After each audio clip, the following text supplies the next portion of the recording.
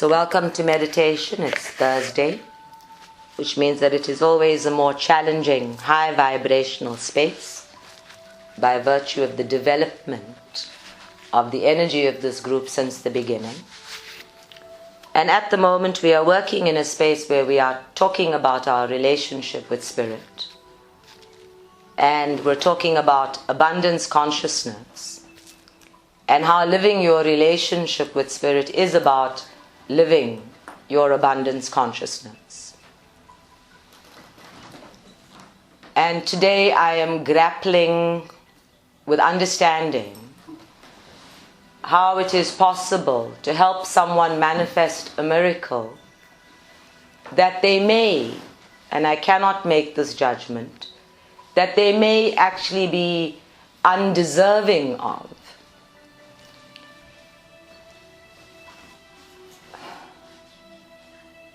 And I would prefer to rephrase that, to say that they may actually be unprepared for. And when I consider those two statements, first off, it makes it so clear to me that the universe conspires with us, works with us, to manifest these miracles that we want, regardless of whether we are deserving or not. And that the crucial factor is whether or not we feel deserving, whether we know that we can live, that we can manage, that we can cope with, that we can embrace and fully receive this miracle that we are manifesting. And that may be where the communication with Spirit has a complete breakdown. So Spirit is reminding me not to make the judgment. They're reminding me that the nature of miracles is that it is of this grace, of this divine creation that is available to everyone, regardless of the judgments that we make on the physical plane. That it is available to us regardless of our fears, regardless of our faith or lack of it. And on this side of me, I can hear Shirdi Baba saying very clearly that it takes courage to live a miracle. It takes courage to live this abundance consciousness that we may even call God. In France, the word cœur means heart, and rage is very often referred to as an emotion that speaks of passion. It takes a rage of your heart, a passion from inside of you to live this relationship with abundance, to live this consciousness of abundance that we may call God. And it takes courage to step up and receive the miracles that you have yearned for and desired and worked towards your whole life, or a portion of it, or for just one moment. It takes that kind of bravery to overcome everything you have ever learned about yourself and to feel yourself deserving of what you've asked for, of what you've worked towards. And you will hear me say every step of the way that it takes work to create the miracle. That nobody can just rest on their laurels and create a miracle. And that in the work of creating these miracles for ourselves, within an entire system of miracles that are already present, this work is in fact our preparation for receiving that which we are creating, for living that which we are creating. That is part of the work. Now we've done meditations here about preparation and holistic preparation.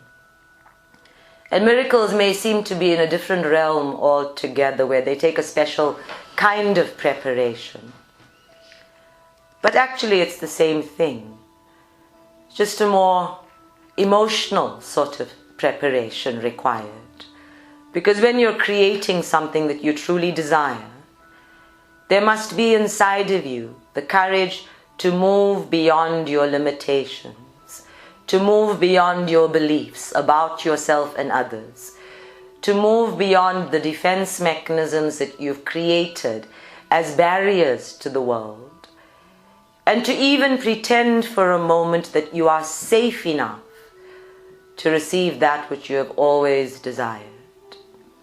Safe enough to embrace it and live it. Safe enough to know that it's yours and that it is not going to disappear on you. That it's not going to leave. It's not going to dissipate. If one good thing happens today, there are not going to be 3 awful things to follow. The human mind is a complicated, fantasizing processor. It doesn't know what is real and what is unreal. And it bases its arguments about what is real on what is past. And what is past is also fantastical. It is also just an illusion of the mind. So more and more, when we are manifesting our abundance consciousness, we are manifesting in what we think is our lives. We have a little picture, and our abundance consciousness is inside that picture and must fit that picture. And when the universe provides beyond that picture, bigger than the picture, beyond anything you ever could imagine, then it all feels completely overwhelming. It feels like it wasn't intended for you, and maybe it should have gone to somebody else. It feels like you can't cope with it and you are undeserving of it, and that you shouldn't actually have it. And because you have that thinking inside of you, it then strangles the feeling of being able to receive this miracle. It strangles the blessing of the miracle, and we cannot see it any longer. And so it takes courage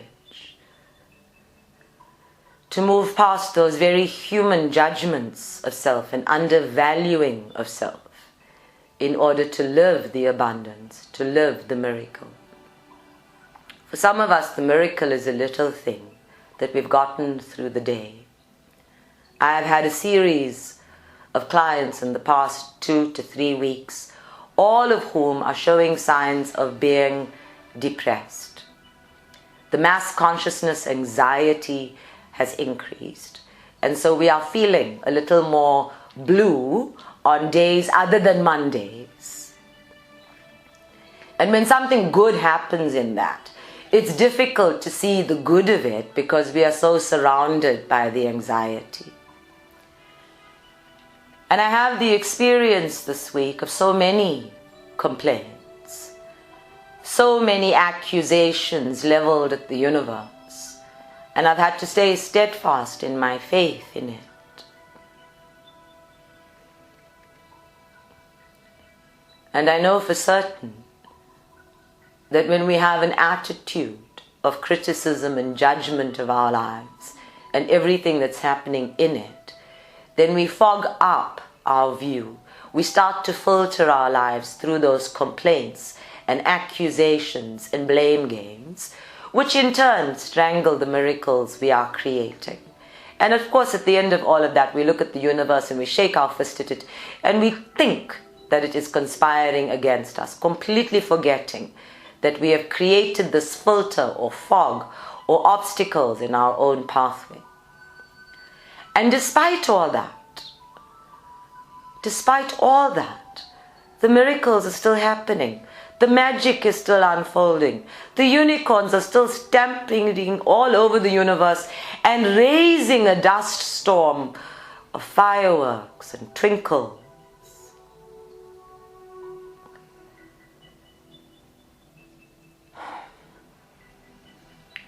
It takes courage.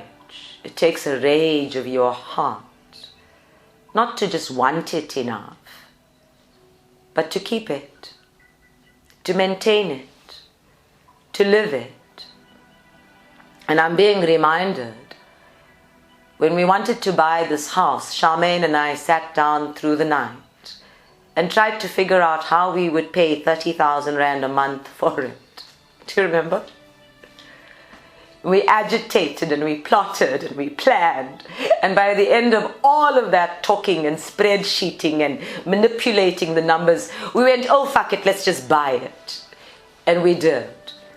And for the first year, I felt completely undeserving of it.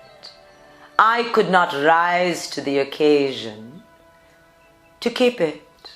I struggled and I fought and I was angry and I was upset with receiving this beautiful space that I had been manifesting for years. I had to grow into it. Not just to understand that I was deserving of it, but that the miracle had happened and that it was up to me to maintain it. I eventually became the custodian of it. I detached from it. At some point in its history, I gave it away to somebody else who actually didn't want it, because it is a large responsibility. And therein lies the rub. Every miracle comes with a responsibility. It demands that you be able to respond, that you step up into receiving it. There is no miracle that is going to be a vibration lower than your own. There is always going to be a miracle that enforces a little bit of blossoming, a little bit of becoming, a little bit of stretching of yourself. And we say these things about God in terms of challenges, that God never gives you more than you can cope with. So why don't we ever say that God never gives you more than you can enjoy, that more than you are capable of living fully? Why do we only say these things about the negative? Why don't we ever look at the positive and say, oh my word, God has given me this wonderful miracle because I can stretch into living it fully. I begin to believe that we must think of our skins, especially in winter, as nice thick stockings. You know, the kind that stretches when you pull it in one direction or the other, so that it fits snugly, but it still has stretch in it. So that if you swell during the day, your stocking swells with you and it doesn't split at the seams.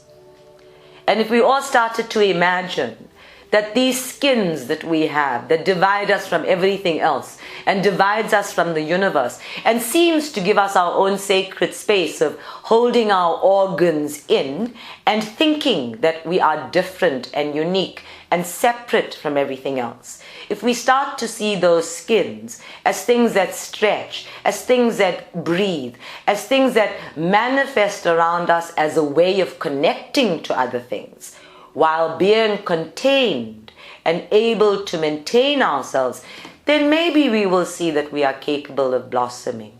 Maybe we will see that we are more capable of change. Maybe we will see we are more capable of rising to every occasion because it is our occasion and our event and our intention that is unfolding. When my clients ask me what level of my spiritual journey am I at, I look at them and I think, why do you ask this question about levels? Who would you like me to compare you to?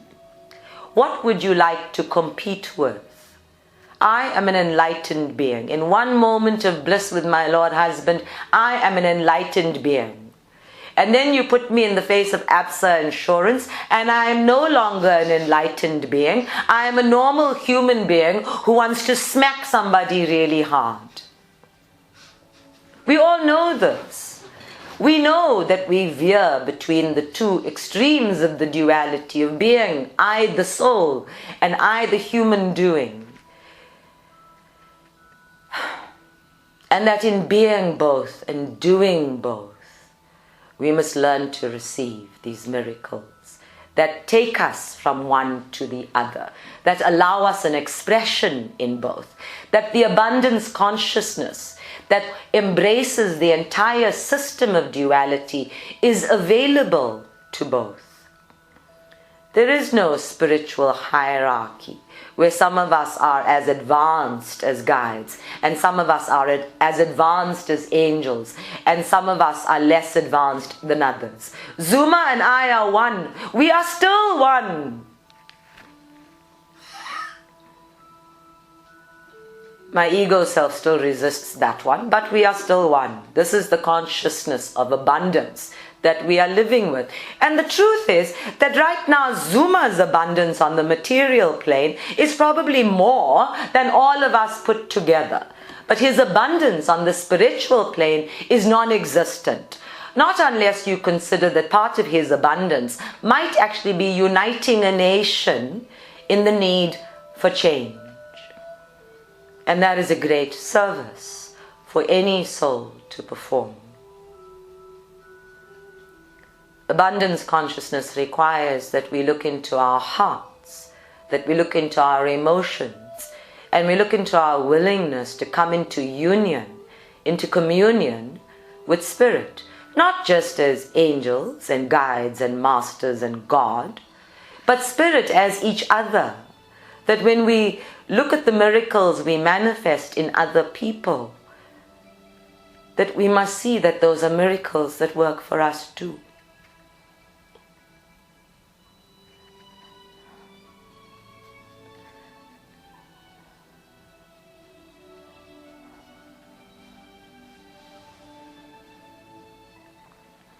We must start to see our skins as stretching, growing organs that are connecting us to others, that are allowing us to absorb the shocks of each other, because we are all experiencing shocks regularly. And we must see that through these skins, we are able to support each other. My favorite skins on the planet are potato skins. I always think they're the healthiest part of the potato, and that when you fry them or grill them, they're particularly crunchy, almost like vegetarian bacon. And yet most people peel their potatoes and throw the skins away. So if we were to peel you, would we be throwing away the best part of you? Would we be throwing away the part of you that contains you and gives you a way of expanding into the universe simultaneously? Would we be throwing away that one organ that connects your entire energy body to your insides, to your inner organs?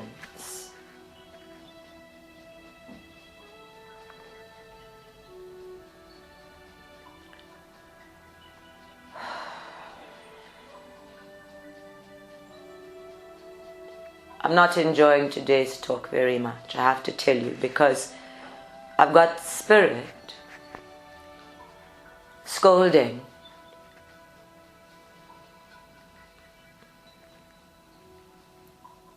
and reminding and reprimanding all at the same time. And I'm being told to show a little faith in humanity.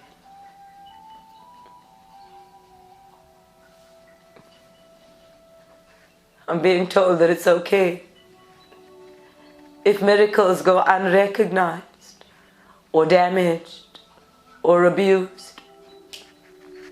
And that even when a soul is the miracle, it has its own journey. And that I need to trust that miracles are delivered where they are supposed to be, where they are intended to be, for their own purpose.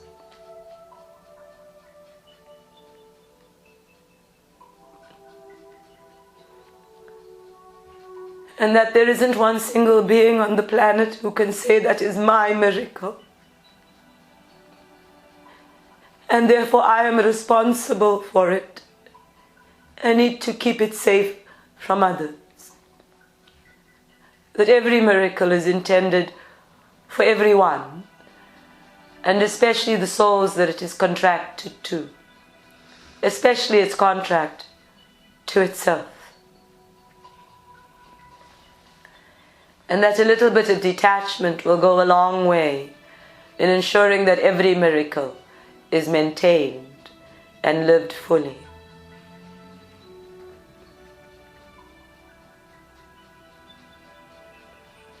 So in today's meditation, I'm going to ask all of you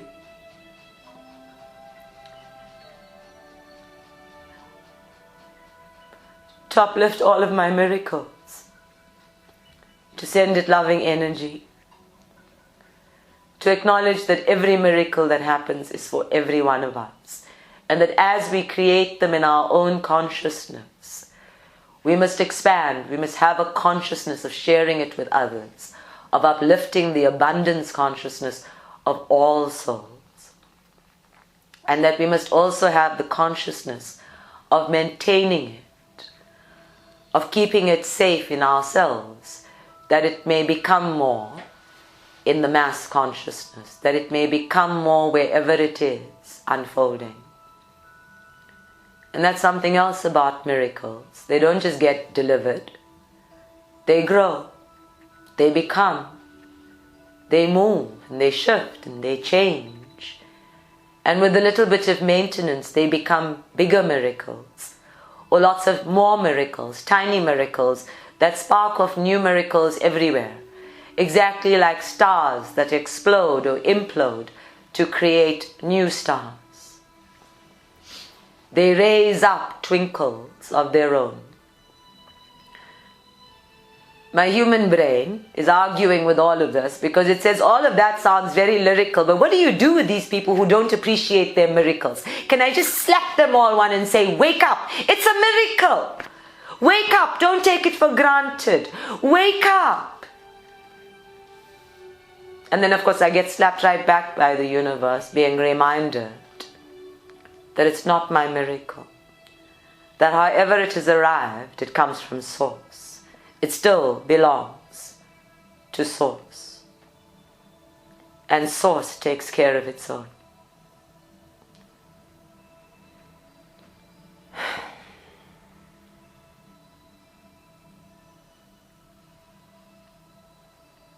Let us meditate.